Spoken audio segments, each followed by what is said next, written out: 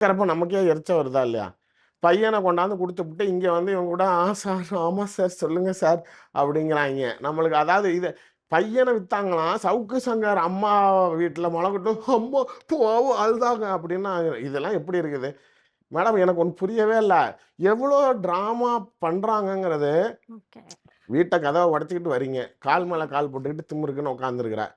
வரான் போலீஸு. வக்கீல் வரட்டும்னு சொன்ன வரைக்கும் ஓகே. மீடியா வந்துருச்சு. ம். என்னான்னு கூப்பிட்டு கேட்டு சம்மன் குடுக்க வந்திருக்கோம். Arrest sir. அப்படின்னா, "அப்படியா வா போலாம்" அப்படின்னு ஃபேஸ் பண்ணணும்.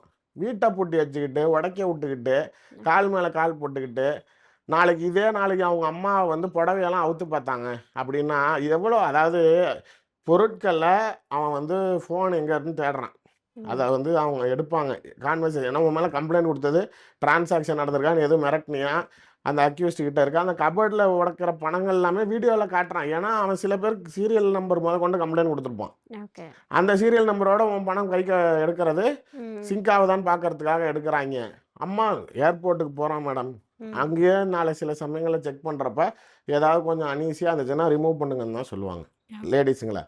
லேடீஸ் தானே செக் பண்றாங்க. நான் என்ன இப்ப நேத்திக்கு தான் சமஞ்ச புள்ள உன்னைய என்னமோ ரோட்ல அவுத்து பார்த்துப்புட்டாங்க. எவ்வளோ சீன் போடுறாய்ங்க பாருங்க.